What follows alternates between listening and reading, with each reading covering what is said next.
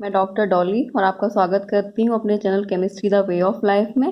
तो आज मैं आपको बताने वाली हूँ कि किसी भी क्यूब में या फिर किसी भी यूनिट सेल में कॉर्नर, फेस और एज का कितना कंट्रीब्यूशन होता है और इसको यूज़ करके हम किस तरीके से डिफरेंट टाइप के यूनिट सेल के अंदर नंबर ऑफ एटम्स का कैलकुलेशन करते हैं। तो देखिए, अगर हम बात करते हैं किसी भी क्यूब की, तो जो भी क्यूब होता है उसमें हमें पता है कि 8 कॉर्नर्स होते हैं, 6 फेसेस होते हैं और 12 एजेस होती हैं। तो इस तरीके से अगर हम देखेंगे तो इनका जो कंट्रीब्यूशन होता है वो हम किस तरीके से कैलकुलेट करते हैं। तो देखिए, ये कोई भी क्यूब है, इस क्यूब में ये 8 कॉर्नर्स रिप्रेजेंट हो रहे हैं, ये सारी एजेस हैं, ये फेस है पूरा एक। तो इस तरीके से कॉर्नर्स 8, फेसेस 6 और एजेस 12 होती हैं। बॉडी का एक सेंटर होता है।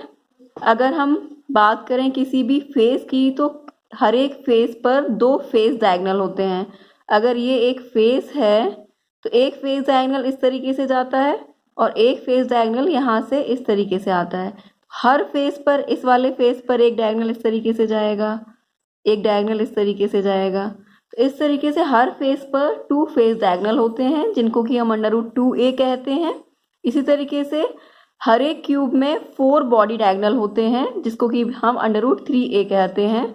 टोटल 8 कॉर्नर्स होते हैं और एक बॉडी डायगोनल 2 कॉर्नर से होकर जाता है। अगर हम इस तरीके से देखेंगे तो एक बॉडी डायगोनल यहाँ से इस कॉर्नर के लिए जाएगा, एक बॉडी डायगोनल यहाँ से इस कॉर्नर के लिए जाएगा, एक बॉडी डायगोनल यहाँ से इस कॉर्नर के लिए जाएगा, एक बॉडी डायगोनल इस कॉर्नर से इस कॉर्नर के लिए जाएगा। टोटल 4 बॉडी डायगोनल इस तरीके से एक क्यूब के अंदर प्रेजेंट होते हैं। अब कंट्रीब्यूशन कितना होता है हर एक पार्ट का, तो देखिए, जो 8 कॉर्नर्स होते हैं उनमें से हर एक कॉर्नर किसी भी क्यूब या फिर हम यूनिट सेल कह सकते हैं, उसके अंदर 1/8 का कंट्रीब्यूशन शो करता है, क्योंकि एक कॉर्नर टोटल 8 यूनिट सेल्स के थ्रू शेयर होता है। 8 यूनिट सेल एक लैटिस पॉइंट या फिर एक कॉर्नर को शेयर करती हैं, इसीलिए एक यूनिट सेल के अंदर उसका कंट्रीब्यूशन 1/8 हो जाता है। अगर हम देखेंगे किसी फेस को, तो जो फेस होता है इसका कंट्रीब्यूशन एक यूनिट सेल के अंदर 1/2 होता है। इसको आप एक कमरे के एग्जाम्पल के थ्रू समझ सकते हैं कि अगर आप एक किसी भी कमरे का एक अगर एग्जाम्पल लेंगे, तो देखिए, ये अगर एक कमरा है या फिर हम एक कमरे की शेप ड्रॉ कर लेते हैं। जैसे कि अगर ये हमारा एक कमरा है, तो इस कमरे में अगर हम देखेंगे तो यहाँ पर क्या है, ये एक पूरी यूनिट सेल बन गई। अगर हम देखें तो इसके पड़ोस में एक और यूनिट सेल हम यहाँ बना लेते हैं। एक यूनिट सेल हम अगर यहाँ बना लेते हैं, तो ये जो सेंटर वाला कॉर्नर है, ये टोटल 4 कमरों के थ्रू शेयर हो रहा है। अगर हम इनको 4 यूनिट सेल कहें तो ये 4 यूनिट सेल के थ्रू शेयर हो रहा है। इसके जस्ट ऊपर हम और 4 यूनिट सेल अगर मान लें, तो ये जो कॉर्नर है या फिर लैटिस पॉइंट है, ये नीचे वाले 4 यूनिट सेल में भी शेयर होगा, इसके जस्ट ऊपर आने वाली 4 यूनिट सेल में भी शेयर होगा। इस तरीके से ये टोटल 8 यूनिट सेल में शेयर होता है। इस वजह से एक कॉर्नर का कॉन्ट्रीब्यूशन एक यूनिट सेल के अंदर 1/8 होता है। अगर हम फेस की बात करें, तो फेस को हम किसी कमरे की दीवार मान सकते हैं। जैसे कि ये यूनिट सेल है या कमरा, इसका एक फेस है, ये फेस है। ये फेस या फिर एक दीवार 2 कमरों के बीच में शेयर होती है। इसी तरीके से जो एक फेस होता है वो 2 यूनिट सेल्स के बीच में शेयर होती है, इसीलिए उसका कंट्रीब्यूशन 1/2 होता है। अगर हम किसी एज की बात करें, तो जो भी एज है उसका कंट्रीब्यूशन 1/4 होता है। अगर हम यहाँ देखें एज, तो एज क्या होती है, ये एज है। ये जो एज है, एज को हम मान सकते हैं किसी एक रूम का जो 2 कॉर्नर्स के बीच की जो डिस्टेंस होती है, उसको हम एज कह सकते हैं। तो अगर हम यहाँ एज को देखते हैं, तो जैसे कि ये एज है एक, ये जो एज है ये कहाँ कहाँ शेयर हो रही है, एक इस वाली यूनिट सेल के अंदर शेयर हो रही है, एक इस वाली यूनिट सेल के अंदर शेयर हो रही है, एक जस्ट इसके ऊपर वाली एक यूनिट सेल से शेयर हो सकती है और एक इसके जस्ट बगल वाली यूनिट सेल में शेयर हो सकती है। तो एक एज टोटल 4 यूनिट सेल में शेयर होती है, इसीलिए इसका कंट्रीब्यूशन एक यूनिट सेल के अंदर 1/4 होता है। अगर हम सेंटर की बात करें तो जो एक सेंटर है उसका कंट्रीब्यूशन यूनिट सेल के अंदर, क्योंकि सेंटर में एक सेंटर होता है इसीलिए पूरा का पूरा होल कंट्रीब्यूशन 1 के बराबर होता है इसका। अगर हम एक ईच फेस डायगोनल की बात करें तो फेस डायगोनल, क्योंकि फेस ही 2 यूनिट सेल शेयर कर रही है तो फेस डायगोनल भी 2 यूनिट सेल शेयर करेंगी, इसीलिए फेस डायगोनल का कंट्रीब्यूशन भी 1/2 होता है।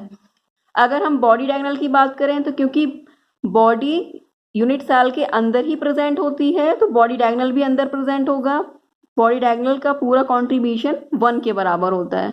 इस तरीके से ये कंट्रीब्यूशन होता है। अब हम बात करते हैं calculation of number of atoms per unit cell.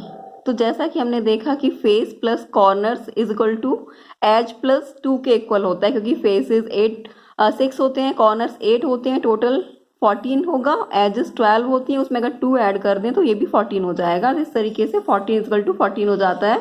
अगर हमें कैलकुलेशन करनी है नंबर ऑफ एटम की सिंपल क्यूब या फिर प्रिमिटिव यूनिट सेल के लिए, तो हमें पता है वहाँ सिर्फ कॉर्नर्स पर ही लैटिस पॉइंट प्रेजेंट होता है। तो अगर हम इसमें total number of atoms count करेंगे तो यहाँ 8 कॉर्नर्स होते हैं और 8 कॉर्नर्स का कंट्रीब्यूशन 1/8 पर कॉर्नर के हिसाब से टोटल नंबर ऑफ एटम्स आएगा 1। तो सिंपल क्यूबिक यूनिट सेल में नंबर ऑफ एटम्स होता है 1 एटम पर यूनिट सेल। अगर हम एफसीसी में देखें तो यहाँ पर क्योंकि कॉर्नर्स पर भी एटम प्रेजेंट होते हैं, इसके साथ साथ हर फेस के सेंटर में भी एटम प्रेजेंट होते हैं, तो कॉर्नर से कंट्रीब्यूशन हो जाएगा 8 × 1/8 यानी कि 1। और अगर हम फेसेस का कंट्रीब्यूशन देखेंगे तो ये हो जाएगा 6 × 1/2 यानी कि 3।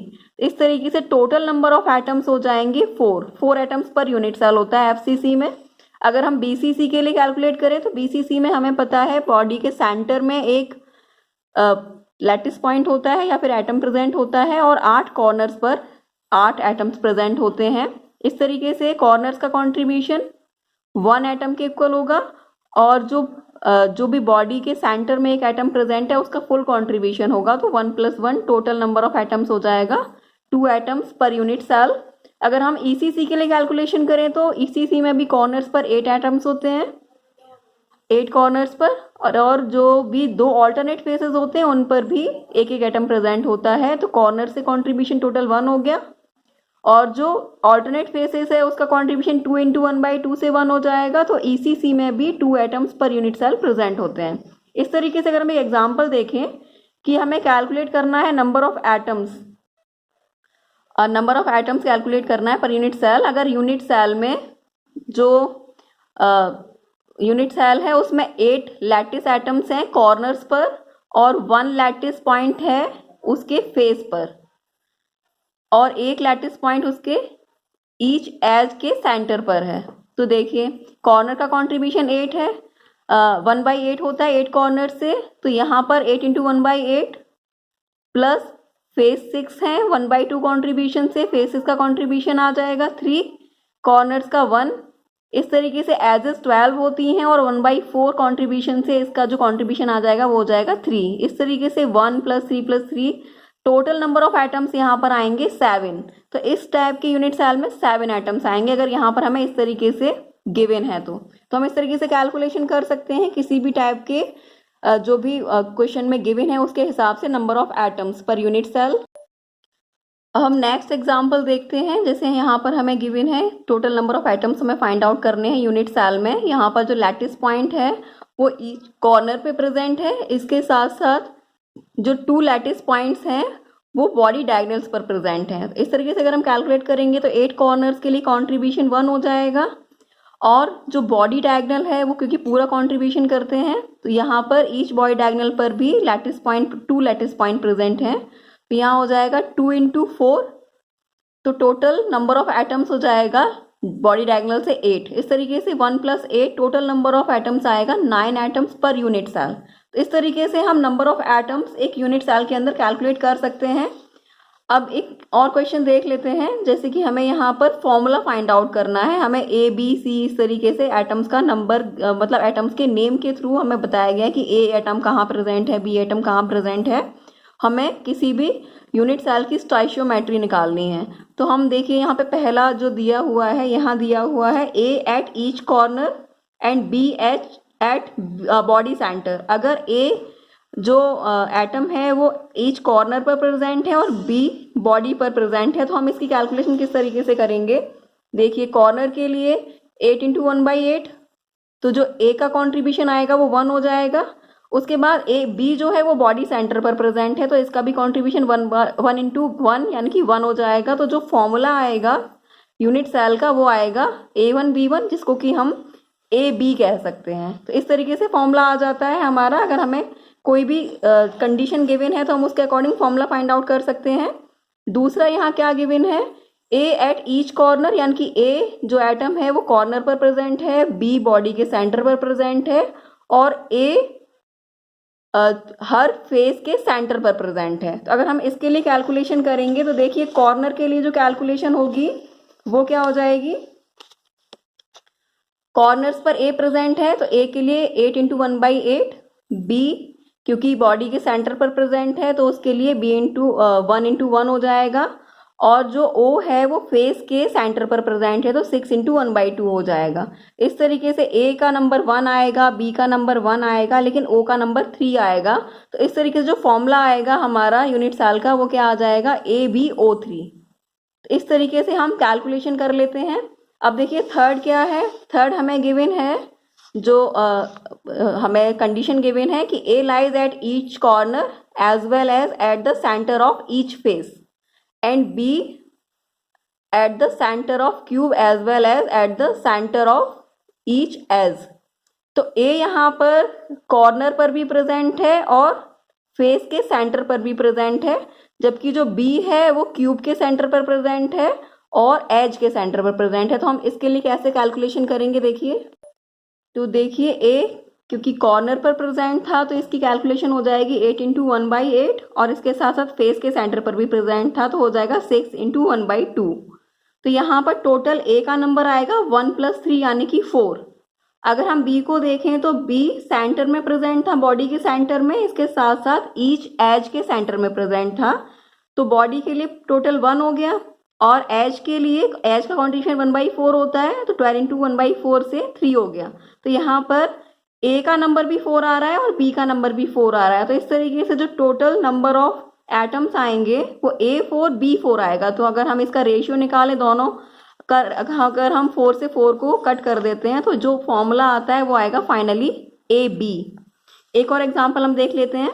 Unit cell is made up of by A and B where A lies at each corner, B lies at body centre. If one of A is removed by C then find out the stoichiometry of the resultant unit cell. तो यहाँ पे हमें क्या करना है, क्योंकि हमें A को एक C से रिमूव कर दिया गया है तो टोटल 8 कॉर्नर्स में से एक कॉर्नर रिमूव कर दिया तो जो कॉर्नर्स का नंबर बचा वो 7 हो गया। तो यहाँ पे हम 7 के लिए कॉन्ट्रीब्यूशन निकालेंगे, 7 इंटू 1/8 जो आएगा 7/8। B क्योंकि बॉडी के सेंटर पर प्रेजेंट है तो इसका फुल कंट्रीब्यूशन रहेगा, ये 1 के इक्वल हो जाएगा। क्योंकि हमने एक A को C से रिमूव कर दिया था तो C का कंट्रीब्यूशन 1 इंटू 1/8 यानी कि 1/8 के इक्वल हो जाएगा। अगर हम फॉर्मूला लिखते हैं तो फॉर्मूला आएगा A 7/8, B 1 एंड C 1/8। अगर हम इस 7/8, 1 और 1/8 का एलसीएम लेंगे तो 8 आएगा। तो जो भी एलसीएम आता है हम उसका मल्टीप्लाई सब में कर दें। अगर 7/8, 1 और 1/8 में, तो यहाँ 8 से 8 कैंसिल, A 7 आ जाएगा, B इंटू 8, B 8 हो जाएगा, 1/8 इंटू 8 यहाँ C हो जाएगा। तो जो हमारा फॉर्मूला आएगा यूनिट सेल का वो आएगा A7 B8 C। तो इस तरीके से हम फॉर्मूला की कैलकुलेशन कर लेते हैं। नंबर ऑफ एटम्स कहाँ से कितना रिमूव करना है, कहाँ पर क्या ऐड करना है, इस तरीके से उसका कितना कंट्रीब्यूशन होगा उसके बेसिस पे हम इजीली यूनिट सेल का फॉर्मूला फाइंड आउट कर सकते हैं।